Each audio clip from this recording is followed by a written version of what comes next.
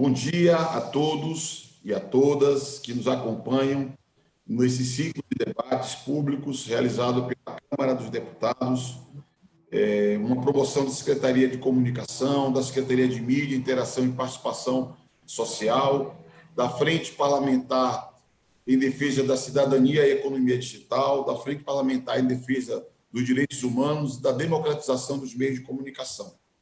Esse debate é o oitavo de um ciclo de 10 mesas em que nós faremos uma análise do projeto de lei de número 2630 de 2020, de iniciativa do Senado Federal, que ora tramita na Câmara dos Deputados. O objetivo desse ciclo é nós aprofundarmos temas que foram polêmicos na tramitação do Senado, que foram objeto de crítica por parte da sociedade civil, de especialistas, de juristas, mesmo de organismos internacionais, de modo a que a Câmara dos Deputados possa colher, nesse diálogo social, subsídios para apresentar o melhor texto possível ao plenário da Câmara. Entre nós estão presentes já o senhor Alexandre Rodrigues Ateniense, advogado e um dos precursores do direito digital no Brasil, e passa a palavra ao doutor Alexandre Rodrigues Ateniense, por até 15 minutos. Bom dia a todos, bom dia, deputado Orlando Silva, demais amigos que estão compondo conosco essa live, com um tema extremamente relevante para o momento atual que nós estamos passando. Me preparei para essa conversa aqui hoje, trazendo uma breve contextualização de um problema que a gente já está convivendo há muito tempo, né? Nós, da área do direito, aprendemos na faculdade um conceito clássico, né, de jurisdição, de soberania, que era o fato do Estado poder exercer as suas leis perante uma população existente dentro de um território geograficamente determinado, né? Esse conceito ele precisa ser, obviamente, revisto em razão do avanço das plataformas digitais e, na medida que a gente busca redefinir um conceito do que é jurisdição, soberania na internet, nós vamos nos deparar com uma guerra de forças que já existe há muito tempo, que é debate mundial, pauta em diversos países, alguns com maior ou menor intensidade, que é o fato do Estado estar tentando recuperar o poder que tinha no mundo presencial de exercer a sua soberania, de exercer a sua jurisdição também no ambiente digital. Por quê? No ambiente digital, o fato novo é que as empresas que dominam a arquitetura da internet, que tem grande parte da infraestrutura da internet nas suas mãos, querem sempre duelar com o Estado para dizer, olha, nesse mundo digital aqui, o que vai prevalecer são os nossos interesses comerciais.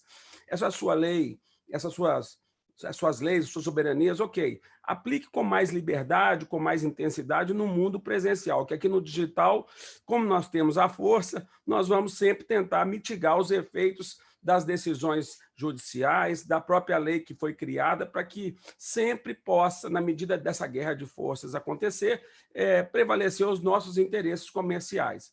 É óbvio que nós, aqui no Brasil, não queremos nos alinhar com países totalitaristas, como a gente já conhece. Inclusive, gostaria de destacar aqui uma situação que aconteceu há poucos dias atrás, na Turquia, em que a gente sabe que é um país que cada vez mais tenta restringir a liberdade de expressão, que passou uma lei, questão de dias, que obriga que as empresas que têm mais de 1 milhão, as redes sociais que têm mais de 1 milhão de usuários ativos, sejam obrigadas a criar sede no país para cumprir a lei local. Com isso, imaginem, nós não teríamos, se seguíssemos esse exemplo, nós não teríamos o problema de ficar nessa discussão tão ampla em relação ao cumprimento das ordens judiciais por conta do WhatsApp. Não me refiro à questão de fechar o WhatsApp para cumprir um ordem judicial. Acho que, para mim, esse assunto está pacificado, enterrado, porque a decisão que nós tivemos no Supremo Tribunal Federal foi muito clara e acertada no meu ponto de vista. Mas no tocante ao cumprimento das ordens judiciais, é que isso ainda me causa muitas dúvidas quanto à efetividade que uma lei como a lei das fake news pode vir a ter. Isso porque o que a gente busca, na verdade, conforme a Luísa, inclusive, falou, é equilibrar os riscos que a sociedade convive hoje, em que ela está na mão do juízo de valor dos provedores de conteúdos que gerenciam, que ficam para decidir o que seria conteúdo impróprio, né? Então, essa situação ela é extremamente desconfortável. Eu acho que o ponto focal da nossa discussão em relação à jurisdição é entender o seguinte: como é que a gente consegue aumentar a efetividade da lei de fake news para garantir a soberania brasileira perante as empresas que detêm grande parte da arquitetura da internet. E aí eu gostaria de chamar a atenção de um ponto, que é o seguinte: no meu ponto de vista, eu sou um advogado que atua na área de direito digital diariamente, enfrento as grandes empresas para poder remover conteúdos impróprios, fazendo enfrentamento jurídico de ataques à reputação diariamente. Eu vejo que o Marco Civil ele teve um efeito moderado e não total da forma como a gente esperava quanto à efetividade do cumprimento das decisões. Explico por quê. Quando um conteúdo é publicado, fake, por exemplo, numa rede social, mas o conteúdo é aberto, o Marco Civil foi extremamente útil porque ele ajudou a pacificar qual é o procedimento que nós vamos adotar para poder fazer a identificação de autoria do agressor e também da remoção de conteúdo. Agora, o problema continua quando nós estamos falando em serviços de mensageria privada, que aí posso colocar o WhatsApp, o Facebook Messenger, etc. e tal. Nesses casos, especificamente, o Marco Civil não avançou. Nós temos inúmeros casos na justiça brasileira em que essas empresas resistem ao máximo de cumprir a lei. E isso é que precisa ser modificado. É essa mudança de cenário que eu acho que a lei de fake news tem que efetivamente alcançar para poder reforçar aquilo que o Marco Civil por si só não conseguiu. Então, nós precisamos buscar uma solução para cumprimento da jurisdição brasileira em incidentes transnacionais.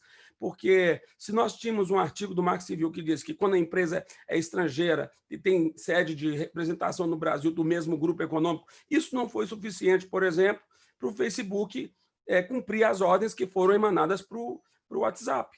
O Twitter, por exemplo, nas últimas eleições, fez uma decisão diferente. Resolveu simplesmente puxar o fio da tomada, desligar todas as suas operações para não ter que passar por um contencioso gigante para poder atuar em relação aos incidentes que poderiam acontecer durante a campanha eleitoral. É uma decisão. Agora, o que a gente não quer, evidentemente, o que a sociedade não quer é que um político seja eleito por disparo em massa ou por algoritmos nas próximas eleições. E isso passa, evidentemente, pelo aspecto da fake news. E por esse motivo é que nós precisamos que essa lei alcance essa efetividade. Me chama a atenção o fato de que o ministro Barroso, no seu discurso de posse no Tribunal Superior Eleitoral, deu grande ênfase ao combate às fake news. A gente sabe, atuando na área, que normalmente o direito eleitoral, o TSE, é o primeiro órgão que emana as leis mais avançadas em termos de tecnologia do Brasil. Mas, mesmo assim, resta uma grande dúvida em relação às próximas eleições e às outras que vierem, sobre como é que vai ser os mecanismos que o TSE vai ter para poder coagir um provedor como o WhatsApp para cumprir as ordens judiciais quando houver disparo em massa de fake news. É certo que estamos passando por esse inquérito no STF, que, ao meu ver, pode repercutir, sim, em alguns aspectos relacionados a alguns processos que estão correndo no TSE, quer dizer, do STF, com prova emprestada para o TSE. Agora, o que nós precisamos entender é que hoje, já com a Lei de Proteção de Dados Pessoais, o Brasil vive um novo momento, um momento em que o titular de dados pessoais ele passa a ter uma autodeterminação informativa, ou seja, ele tem o poder de selecionar aquele conteúdo que ele quer que seja pessoal, que quer que seja exposto para a sociedade, para o mundo. E para isso acontecer, sem essa efetividade da lei brasileira com o exercício da soberania nacional, nós nunca vamos acontecer na prática esse tipo de solução. Então, mesmo que a gente saiba que recentemente diversos provedores, de uma forma inédita, inclusive, porque eu acompanho esse tema todo dia, tiveram a iniciativa de sair apagando inúmeros perfis que eles consideram fakes, foi o caso do Twitter, foi o caso do Facebook, o próprio WhatsApp. O que é importante apurar é o seguinte, que o poder de decisão, o poder de juízo de valor para fazer essa seleção e remover esses perfis fakes não pode estar na mão dessas empresas, tem que estar na mão do Estado, porque senão, cada vez mais, essas empresas, de uma forma não transparente, de uma forma pouco comunicativa, vão estar tomando essas decisões, sabe-se lá, com quais critérios, porque eles muitas vezes nem mesmo revelam. E aí sempre é preciso ter em mente que o que prevalece de interesse para eles são os interesses comerciais, que muitas vezes conflitam com a soberania brasileira.